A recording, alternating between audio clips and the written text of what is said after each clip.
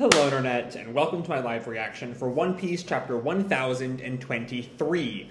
When we last left our heroes, we learned that Sasuke, Who's Who, and Black Maria are completely down for the count. Their fights are over. All the Tobiropo, besides Drake, who switched sides, have fallen. And with that, Onigashima moves into its final stage. It's also only 15 minutes from reaching the Flower Capital. But anyway, Raizo and Fukurokuju kind of continue their fight. Raizo gives his big speech about, the value of emotions and the faith that the Akazaya have placed in Odin, how they're willing to even die for, how they're already ghosts in his own terms. And then we come to the bulk of the chapter, or really the meat of the chapter, which is the stuff with King, Queen, Sanji, and Zoro. Sanji is basically seemingly lost to Queen, but he manages to get back up as he's sort of waiting for Miyagi's treatment to restore Zoro to the fight. Marco steps in to hold back King for a sec, but finally, at long last, Zoro is ready to go. He and Sanji deal a big blow on King and Queen. There's a little bit of a reference to the fact that King is from yet another new species we never heard of that lived on top of the Red Line. But yeah, Sanji and Zoro have this huge epic moment, and they have this great line about, after this battle, they'll have a glimpse of Luffy as the Pirate King, which, good fucking shit right there. But yeah, all that being said, let's dive right on into chapter 1023, Spitting Image. Our picture here is of Vivi singing with sparrows while Karoo looks on with jealousy. Always here for some good Vivi shit. She deserves the world. We need more of her in our lives.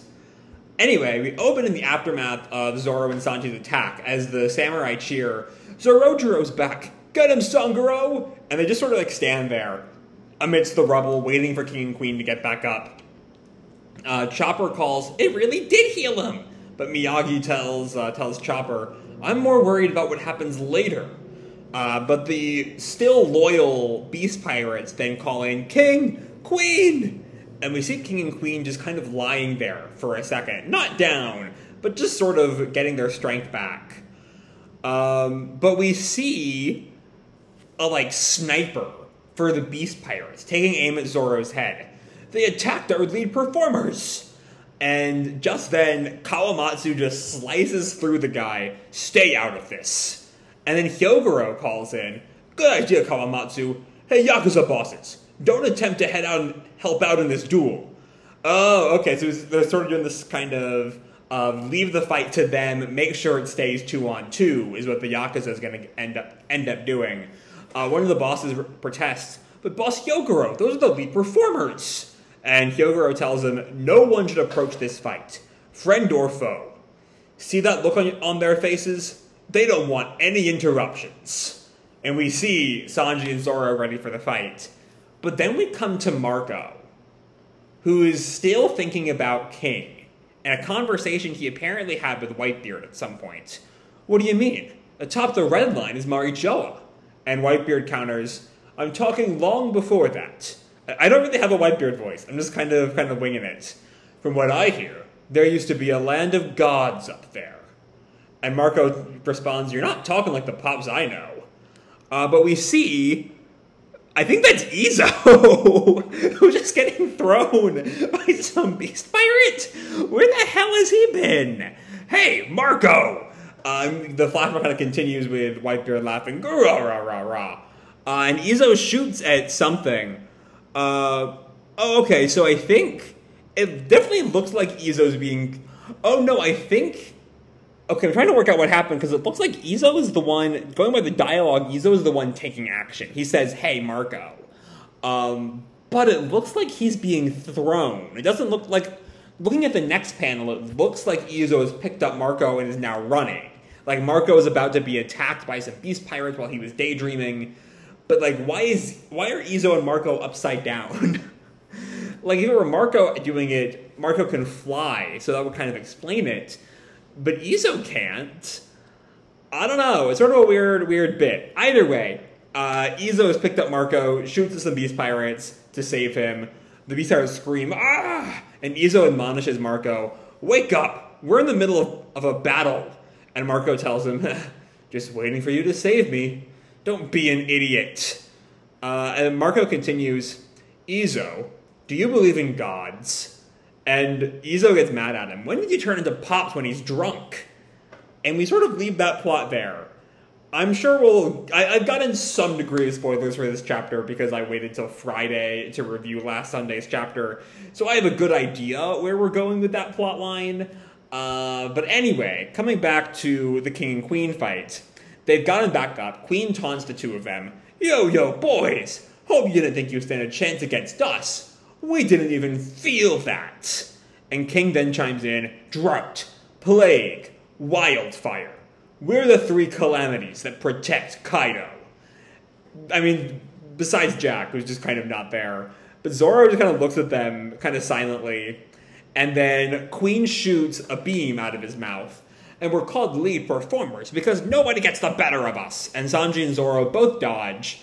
And then Zoro looks at Sanji and kind of asks questioningly, what's up with you? And Sanji appears to be in some kind of pain. He's kind of rubbing his shoulder. I don't know. Ever since the second time I put on the raid suit, my body's felt a little off. And Zoro mocks him, you better not drag me down on this one. I didn't say it felt bad, just weird. And Zoro taunts, what, your eyebrow? And Sanji gets on to him, my body, you idiot! And then we cut to King, who's drawing his sword, and Zoro jumps in front of it, blocks it with two of his blades, and taunts Sanji, there's one you owe me. And Sanji looks a little bit shocked. He didn't even notice King there. Again, like I kind of mentioned last time, I'm curious if this is going to turn into if this is going to stay a 2-on-2 or move into 2 1-on-1s. But anyway, Zoro has blocked that slash. But then Queen brings his mechanical arm down. Bridal grabber! And whereas Zoro that time looked kind of shocked, or if not shocked, at least like he's busy with King and can't really get to it. Which allows Sanji to come in and with the Diable Jambe kick it away. Now we're even! Which again sort of sets up the idea this will become 2 1-on-1s again. But anyway, King sort of laughs at Sanji. Mwahaha! Hey, Judge's son, I hear all you kids are cyborgs. He's a certified madman. Is that burning leg of yours a machine part? So, okay, because I don't talk a lot about the time skip because I didn't review the time skip. I didn't review Fishman Island, where the immediate sort of repercussions of the time skip came into play. So I never really talked about Sanji being powered by just the sheer force of transphobia. But the burning leg has always been... I mean, I know he uses Diable Jambe, I think, once during Enies Lobby, but it's largely powered by his hatred of the Okama, which is just a bad choice all around, in my opinion. But maybe we're going to get a little bit more with that. I don't know. But Sanji counters, sorry, pal, I'm all human. And then Queen then says, does a human burn like that? I know you ain't a Lunarian. And I've gotten spoilers as to who is a Lunarian. I'm assuming people, if you're watching the video for One Piece on Friday, you probably read the chapter already. But we see King, who stares at, who kind of pays attention once Queen says the word Lunarian, which again ties into what Marco has been saying, the race of fire people that King is. I mean, I didn't Google it. Is King a Lunarian? But I worked that out, just paying attention. Anyway, no, you ain't a Lunarian. But then Sanji, in response to that earlier question, does a human burn like that? I do. The heat of my passion surpasses the temperature of flame. And then he gets into this, wheel kick with his flames. And I'm good at cooking up sea beasts, dinosaur. Let me show you the power of a cyborg. And this is Queen's line, Encounter. And we see, I think this might be new, actually. Queen's head, or Queen's neck, kind of separates, like a sort of spring-looking thing. So it's now not quite attached to his main body. Let me show you the power of a cyborg even Vegapunk can't create, kid. But then we come back to Zoro and King. As Zoro runs at King, noticing that sort of moment of distraction. Hey, Mummy in Black, don't get distracted. And Zoro goes on the attack, but King very quickly blocks it with his sword. And then Zoro notices something. Oh, that King's blade it has teeth. And so Zoro has brought his blades down, and the blades are caught in those teeth. What is that? And then when King pulls the sword away, the two swords go with it. Ah! And King readies a punch and just smacks Zoro down. I honestly really like the art there. There's something about the way King is drawn there. The way we can like really clearly see the lines in his arms that just looks really cool. That's a really, really great panel. Just like seeing the impact of King's attack. That's a contender for our thumbnail. But actually, King did not quite hit Zoro. He hit the edge of the blade in his mouth. And Zoro counters, I see. A killer machine, huh? And then King presses, do you need a school or a style in order to fight? And Zoro kind of agrees, nope, good point. And you never called yourself a swordsman. And we see that Zoro then, like, kind of, I guess, jumps off of the fist and grabs his two blades again. Do as you like. Who knows, by the end of this, I might be tearing your throat out with my teeth. Anything to ensure I win this fight. I like that idea. The concept of we don't really need specific schools of like martial arts or swordplay here. I don't think that concept has really been brought up with King though. Like Zoro has his 3-sword style, his 9-sword style, and all that. But it's a weird thing to kind of bring up with King because I don't think that concept has ever really been mentioned with King. I don't know. It's weird. Either way, we then come back to Kawamatsu. Boss Hyogoro. When Lady Hiyori told me she was going to give that man Enma, there was a reason I could not bring myself to stop her, referring to Zoro, obviously. And Hyogoro kind of picks up, yes, I understand. He is a pirate from across the sea, and yet, strangely enough, he is the spitting image of Shimotsuki Ushimaru, daimyo of Ringo in his youth. Hold on, was Shimotsuki Ushimaru, was that the fox guy? Let me see if I can do a quick wiki search. Because I don't quite remember that name. Is he the fox? Was he the one who turned into a fox? Or who was the fox?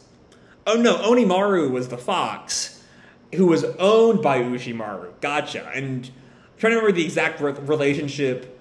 Didn't Onimaru and Zoro have a quick little fight earlier in the arc? A lot of like early Wano I've kind of forgotten over the 40 chapters of Onigashima.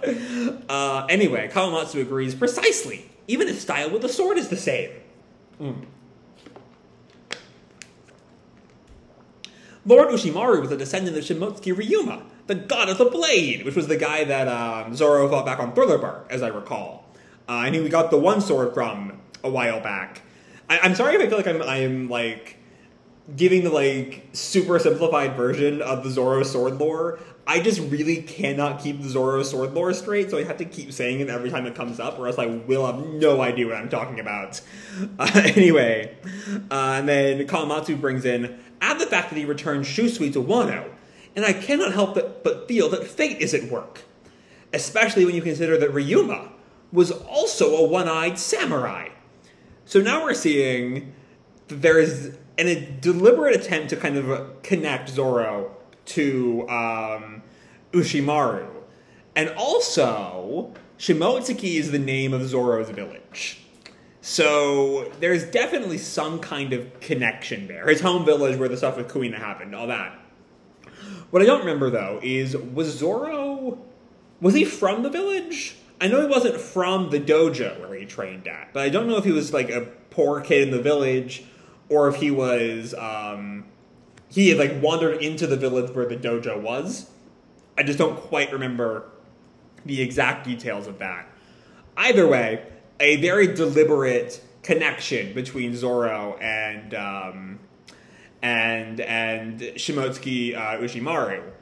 Anyway, we then come to the treasure room on the second floor, right? One sec. I lost my spot there. Yeah, treasure room on the second floor with Jack. Quick, help Jack! Don't let them get past! Well, so there's them, though. Because I thought it was just Inuarashi fighting Jack. But the Beast Pirates say them? Was there someone helping Jack? I don't remember that. Either way, Jack kind of charges it at Inuarashi. "Pooh! I know you can't go any longer. Sleep, King of the Day. I forgive your country for going into ruin to uphold the lie about the samurai."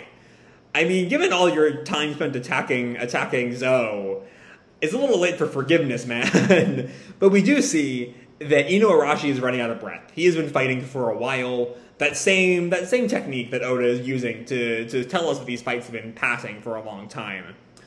But Inuarashi tells him, "If we had handed over Raizo to die, we would be so ashamed." And as Jack's trunk comes down, Inuarashi just glares at him. "We've been so ashamed. We would never have come back to Wano." And he grabs Jack's trunk and starts to tug on it. Every single day since the death of Lord Odin was another day closer to this moment of reckoning. And he throws Jack through the wall over to somewhere. There's someone lying on the floor there. I can't quite tell who that might be. I don't think Inuarashi got far from where Ashura Doji blew up. So that might be Ashura Doji lying on the floor, if I'm not mistaken. But we flash back to Inuarashi's torture at the hands of Jack, before the Zo arc. "I swear to God, I know no Raizo. If such a man is here, I will cut my belly." And we see him being attacked by Jack. And then we come back to the present. As someone, this actually might not be Inuarashi, because I see these fangs on the next line. "For 20 years I asked myself, are you still a samurai of Lord Odin?" And we see... Oh no, I think that is Inuarashi. I thought for a second that might be Nekomamushi. The bit about "are you" could be like Nekomamushi kind of distrusting Inuarashi. I remember that being somewhere in the midst of the Zo arc, though again it's been a year or two since I read that arc. At least around 2 years-ish. But anyway, we see, though, his fangs are growing out, and Jack is shocked. "How have you turned Sulong?" But then he sees, at some point down the line, a hole in the roof appeared. A hole in the roof! And it comes from the explosion that took out Ashura Doji. And Nekomamushi just growls, glaring at Jack. "We would let a city of 1,000 years fall, to ensure that we reach this decisive battle. Only by winning this fight, whatever the cost, will dawn come to the world." And we see him in his Sulong form. Maybe this time, unlike the team-up Sulong form bit, we'll actually get to see something from Inuarashi. I don't know. But we come back to the front entrance. Specifically with Nekomamushi and Perospero. Tying in our themes of the last scene, Inuarashi and Jack. We see Carrot, who is off in the distance, has noticed Perospero knocked out. She's kind of shocked. "Perospero?" And we see Nekomamushi monologuing to Perospero. "If not for Pedro, Luffy's gang never would have got this far. And this raid would have ended in failure." And then Carrot and Wanda sort of react. "It's the cat fight. Sorry, I used the English name. It's Nekomamushi. A beautiful full moon tonight. I hope you're watching, Pedro. Have a drink if you got one." And we see Nekomamushi starts to transform. And Perospero panics. "Sulong?" And Nekomamushi looks at Perospero. They both have such long names, kind of flipping them up. "But you, Lickspittle, this is the last moon you'll ever see." And he sort of does basically the same thing that, it's a very clearly like a paired panel with Nekomamushi, or Inuarashi on the previous page. That's very clearly meant to like echo each other. But then we come to the second floor, where Raizo and Fukurokuju are still just going at it. Fukurokuju laughs, "Ha ha ha, what a joke you ghosts are. With Odin dead, you're reduced to following a child." And Raizo counters, "Don't mock youth, you fool. We were no one before he raised us into samurai.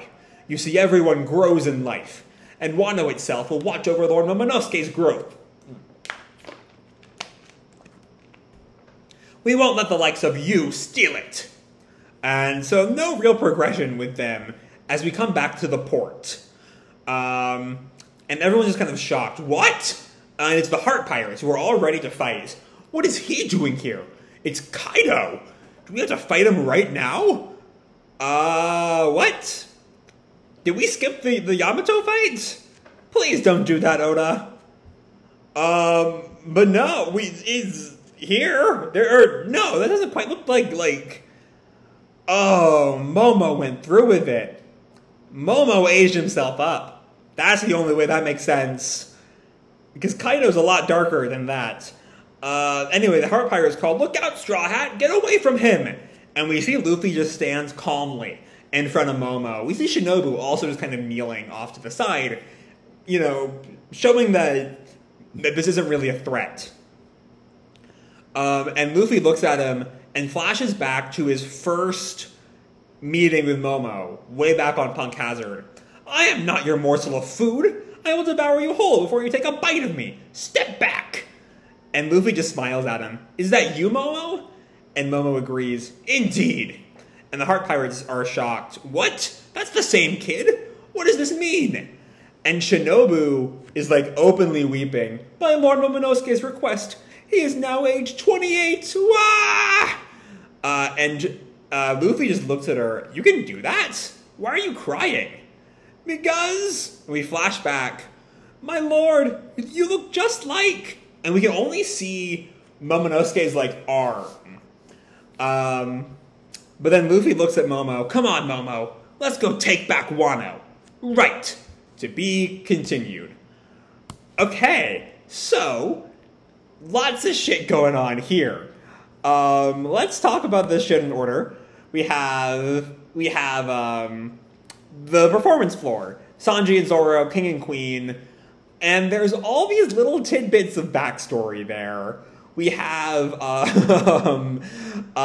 this bit with the Lunarians that are also almost like I thought. I had seen people online acting like King was definite, was confirmed a Lunarian, and like he's all but confirmed a Lunarian. But I think here we get a little bit more of a confirmation instead of just like very, very heavily hinting towards something. But no, it's just the word is mentioned. But there's this bit, right, where Queen's, "I know you ain't a Lunarian." Maybe? Okay, we'll confess, I saw one thing. I saw a Tumblr post the other day about the Zoro and the like joint Zoro Sanji scenes in this chapter, about how funny it would be if Zoro's Shimotsuki origins is nothing more than a neat coincidence. And Sanji, the Sanji Lunarian connection is like a third Sanji backstory. And so that's like the thought running in my head. I think that'd be really fucking funny. I'm not sure it'd be good storytelling, but it'd be so funny if Sanji just gets infinite backstories. But yeah, there's not a lot of forward progression in that fight. Like, there's no serious damages, no cool moves thrown, no like big named attacks that either King, Queen, Zoro, or Sanji are getting up to. It was really just there to sort of set up some connections. Sanji's flames and the Lunarian flames, that's almost certainly, it's not actually confirmed, but it's all but confirmed that it's the people on the red line that Whitebeard told Marco about. And then we have this connection between Zoro and the Shimotsuki clan, which is already kind of there with Zoro's home village. But then we kind of leave that plot aside to go deal with some mink drama, which is good. I always wanted to see more of them. As we're going to see Inuarashi take on Jack. Hopefully we will see all of it. Again, the last Jack fight kind of disappointed me, how it was all handled off-screen. And then we also get a little bit of Nekomamushi versus Paraspero and his revenge for Pedro. That'll be great to see, again, assuming we see it. And then we get to Momo. And the reason, I feel like Onigashima has been getting a lot better about showing fights, about not just telling us that they happened off screen, but actually showing them in the manga. But then we have Momo here. And I feel like, in a better version of this plotline, we would see Momo transform. We wouldn't have this big jump. I mean, like, it works. We don't really need to see Momo physically transform for the scene to work. And because we don't have it, we get this neat little bit of Luffy just innately recognizing him. But I still kind of feel like we're missing out on something. like, I feel like seeing that transformation would lead to a better scene. Right? And there's also this parallel, this is unrelated to my complaint, that I just kind of remembered, though, is Raizo says Wano itself will watch over Lord Momonosuke's growth, but we also, like, actually tying back into that complaint, we don't watch over Momonosuke's growth. He grows 20 years in, like, 5 minutes. I don't know, it's definitely, like, you know, Shinobu directly brings it up as, like, kind of a bad thing. It might be what we need, but it will inherently kind of negatively impact Momonosuke's life. And we'll see how. I mean, like, we know that he's still 8 years old in there. But yeah, we'll kind of have to wait and see how Momonosuke is reacting to his sudden adulthood. Like, that's not great. It's not a great thing to experience when you're 8 years old. I mean, I'm like 22, and I couldn't imagine suddenly being 28. But yeah, beyond that, there's just a lot here in this chapter. I've complained about overview chapters in the past, but there's just so much fun stuff here, I can't really complain. Again, I wish we saw some more things. I wish we saw a bit more of, like, the detailing in the Momo transformation scene. But beyond that, honestly, it's all good. One Piece is great. One Piece is always great. It's One Piece. At this point, we all know this show is a modern masterpiece. And some chapters are worse than others, and this is not one of those. This is a pretty fucking great chapter. So yeah, I'm going to leave this video off here. Hope you all enjoyed the chapter and the video itself. If you did, feel free to drop me a like or subscribe, you know, do whatever makes you happy, you know? And remember, your life is your own, okay? Bye!